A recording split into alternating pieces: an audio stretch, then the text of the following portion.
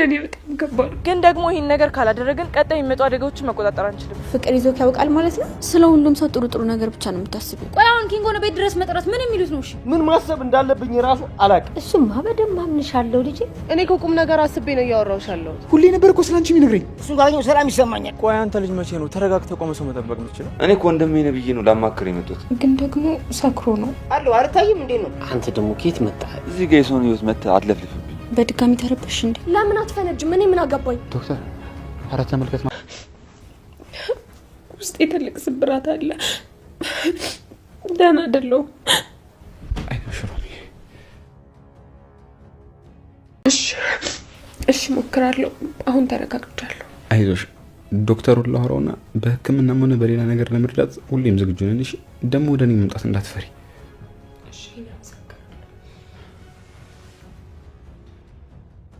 በግድ እዛ ሰው ላይ መጫንና ጫና መፍጠር አይደለም። ፍቅር እኮ ማለት መስዋዕትነት ነው እንጂ አረመኔነት አይደለም። እንዴ ቆይ አንተ ስለ ፍቅር እንደዚህ ልታውቅ ይቻልከው እንዴት ነው? ፍቅር ይዞ ያውቃል ማለት ነው? ስለ ፍቅር ለማወቅ እኮ ይኸውልሽ ማዘሯ እኔ ያለሁበትን ሁኔታ ምንም ሳትረዳ ነው ኪንጎን የጠራችው። ኪንጎ እንደሆነ በቃ ዝም ብሎ ነገር ሊያቃልል ነው የመጣው። እንዴ ቅምጥል እስቲ አትድረቂ። አሁን እንኳን እሺ ብለሽ ታረቂ። አይምሮዬ በቃ ከሱ ውጪ ምንም ነገር ማሰብ አልቻለም። እኔ በጣም ጨንቆኛል። በጣም ናፍቆሻል ማለት ነው። ታዲያ ለምን ዝም ብለሽ ከምትጨነቂ አትደውልለትም? ደውለሽ ብታወሪ አይሻልም? በፍጹም አላረገውም ቅምጥል። እኔማ ሮማንዬን ተንከባከቢልኝሽ። እሷን ደግሞ ከተንከባከብሽልኝ ለአንቺ ትልቅ ውለታ ነው ያለኝ። እንዳትረሹ ይሄንን። ምን አይነት ውለታ ልትውልኝ ትችላለህ ዶክተር? ሄኒ ተቀይስ በቃ። ወይኔ ዳይመንድ ቅድም የበላሁትን የሰረቁትን ዕቃ መንገድ ላይ ጥዬው መጣሁ። ኧረ እባክህ በል እንዳያነሱ ሂድ። ሂድ። ሰራተኛዋ አደይ ክፍል 293 ተለቋል ውዶችዬ። እንግዲህ ሮማን ድናለች። ዶክተር ሄኒ መጥቶ እንግዲህ ምክርም ሰጧታል፣ አይዞሽ ብሎ አበረታቷታል፣ እረፍትም እንድታደርግ ነግሯታል። ደህና ሆናለች ማለት ነው ውዶችዬ። እንግዲህ እትዬ ዶክተር ሄኒን መርቀው ወደ ቤቱ ተመልሷል። ዶክተር ሄኒ አሁንም እንግዲህ ዶክተር እዩን ከሩታ ጋር ፍቅርን ቀጥል፣ አደይን ተዋት ለዴብ ብሎ አስጠንቅቆታል ወዶችዬ። እንግዲህ ሮሚ ፍቅርን አመስግናታለች። ነገር ግን ፍቅር ደግሞ ለሮሚ ያሰበችው ነገር አለ። እንግዲህ ፍቅር ማለት ሮሚ መጠንቀቅ አለባት ማለት ነው። እንግዲህ እነ ቤዛ ተመልሰው መጥተዋል ከነ ሄሉ ቤት። ሄሉ እንግዲህ ደንግጣለች ማለት ነው ውዶችዬ። ዲያመንድ እና ኮኩሻ እንግዲህ ፍቅራቸውን ተገላልጸዋል። ቅምጥል እንግዲህ ኪንጎን አይንን ማየት አልፈልግም በማለት እንግዲህ አባራዋለች ውዶችዬ። የአደይ እናት እንግዲህ አደይና ዴቭ ሲሳሳሙ ደርሳባቸዋለች። አደይንም እንግዲህ ከዴቭ ጋር ግንኙነት የለሽም ወይ ብላ ጠይቃታለች ውዶችዬ። ቪዲዮ እስከ መጨረሻው ሰላም ውድና የተከበራችሁ የኔ የቻናሌ ቤተሰቦች እንዴት ናችሁ? ያለው እግዚአብሔር ይመስገን ሰላም ነኝ። ሰላማችሁ በክርስቶስ ብዛት ይበልኝ። ለቻናሌ አዲስ የሆናችሁ ሰብስክራይብ፣ እንዲሁም ደግሞ ሀሳብ አስተያየት ካላችሁ ኮሜንት ስር አስቀምጡልኝ። እንዲሁም ደግሞ ላይክ ሸር አድርጉልኝ። እንዲሁም ደግሞ ኮፒ ሊንክ አድርጉልኝ። ይቅርታ እንግዲህ ይህን ሁሉ ሳዛችሁ በጣም ሶሪ እያልኩኝ፣ ነገር ግን ኮፒ ሊንክ አድርጉልኝ። ቫይራል ይወጣልኝ ፕሊዝ። ኧረ ተው ፕሊዝ 20 ሺህ አስገቡኝ። 20 ሺህ ልግባና ከዛ በኋላ ገሬን ገብቼ ዘና እያልኩኝ ደና ስራ ያው እቅድ አውጥቼ እሰራለሁ የሚል ሀሳብ አለኝ ማለት ነው ውዶችዬ። እባካችሁን ፕሊዝ ኮፒ ሊንክ ስታደርጉልኝ፣ ሰብስክራይብ ያደረጋችሁ ደግሞ ሰብስክራይብ ስታደርጉኝ እኔም እያደግኩ ሄድና ቢያንስ ያው ያለሁበትን ስራ ለቅቄ በደና ስራ በራሴ በዩቲዩብ እመጣለሁ ማለት ነው እንደ ቋሚ ስራ አድርጌ እና ለማንኛውም ያው የምትሰሙኝ ላይክ ሸር አድርጉልኝ። እንዲሁም ደግሞ ማስተካከለው ነገር ካለ ደግሞ ኮሜንት ላይ አስቀምጡልኝ። እንዲሁም ደግሞ ኮፒ ሊንክ አድርጉልኝ ቢያንስ 5 ጊዜ። በተለይ ውጭ ሀገር ያላችሁ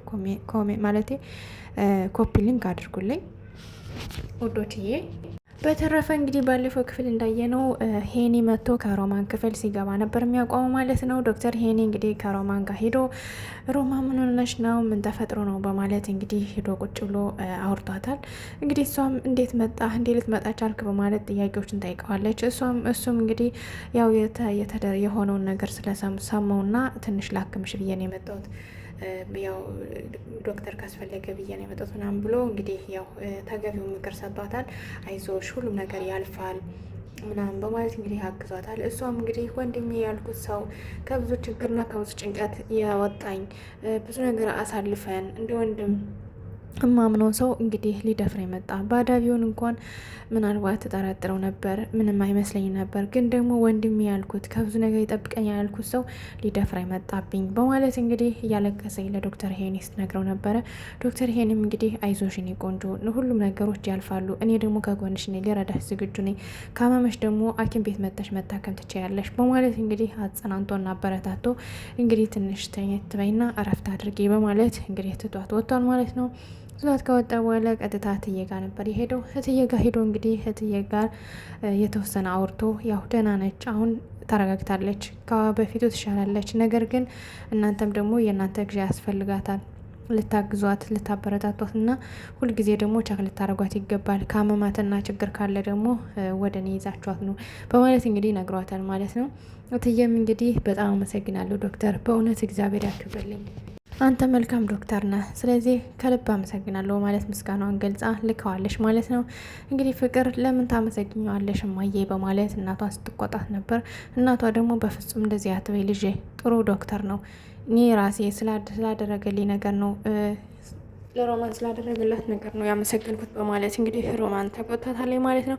ውዶችዬ ዴቭና አደይ እንግዲህ ክችን አደይ ምግብ እየሰራች እያለ ዴቭ እንግዲህ ሄዶ አደይን አንቺ ስትሰሪ ምግብ መጥቼ ማየት ደስ ይለኛል ምናምን እያለ እንግዲህ እንትን እያለ ሲስማት እንግዲህ እናቷ ደርሳለች። እናቷ ስትደርስ እንግዲህ እሱም አፍረው ደንግጠው እንግዲህ ተላቀዋል ማለት ነው። እናቲቱም እንግዲህ ምን ሆናችሁ ነው በሰላም ነው ምናምን በማለት እንግዲህ ከዛ ዴቭ እንደዛ እያለቻቸው ዴቭም እንግዲህ ደንግጦ እኔ ሌድት በማለት ወጥቷል ማለት ነው።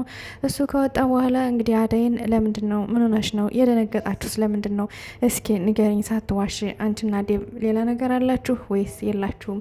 አደራሽን ክብርሽን ጠብቂ፣ በሴትነትሽ ክብርሽን ጠብቂ በምናምን በማለት እንግዲህ ያው ብዙ ምክር መክራት አለ። አደይም እንግዲህ እኔ ልጅሽ ታቂኝ የለ ስለዚህ አታስቢ እናቴ ምንም ችግር የለም በማለት እንግዲህ ለእናቷ ነግራታለች ማለት ነው። እናቲቱም ተደስታ እንግዲህ ልጇን አመስግና አቅፋ ስማታለች።